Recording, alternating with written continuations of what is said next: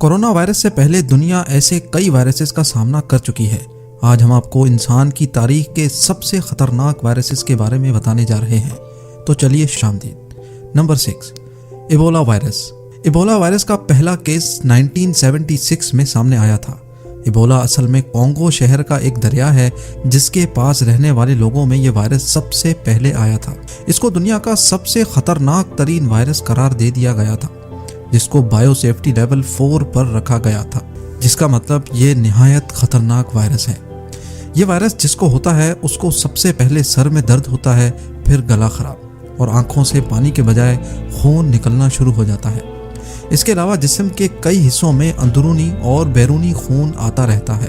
जैसे जैसे ये वायरस जिस्म को अफेक्ट करना शुरू करता है, जिस्म के पार्ट्स जैसे लिवर और किडनी वगैरह फेल होना शुरू हो जाती हैं। इस वायरस का डॉक्टरों के पास कोई इलाज नहीं है और इतने साल गुजर जाने के बावजूद भी इबोला की ट्रीटमेंट या वैक्सीन इजाद ना हो सकी। इबोला से आज तक 11,000 अमवात हो चुकी हैं। Number 5, swine flu. Swine flu को H1N1 वायरस भी कहा जाता है।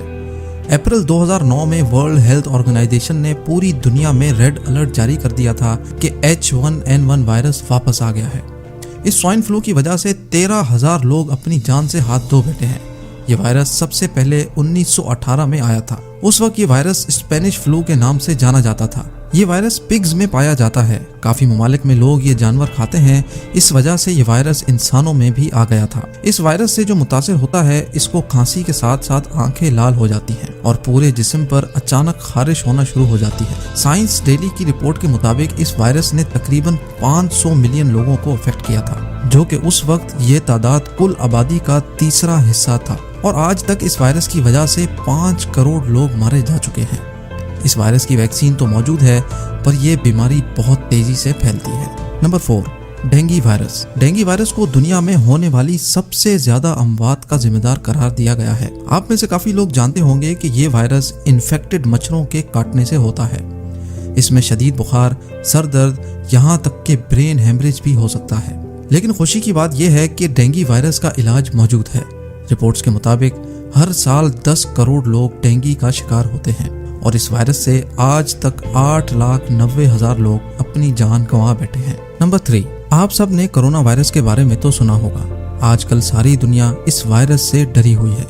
31 दिसंबर 2019 को वर्ल्ड हेल्थ ऑर्गेनाइजेशन को एक रिपोर्ट मिली कि चाइना के वुहान शहर में कई लोगों को निमोनिया हो रहा है और इसमें जो वायरस मिला है वो दुनिया के किसी भी वायरस से मैच नहीं होता। 7 जनवरी 2020 में चाइनीज अथॉरिटी ने कंफर्म कर दिया कि उन्होंने एक नया वायरस शनाख्त कर लिया है।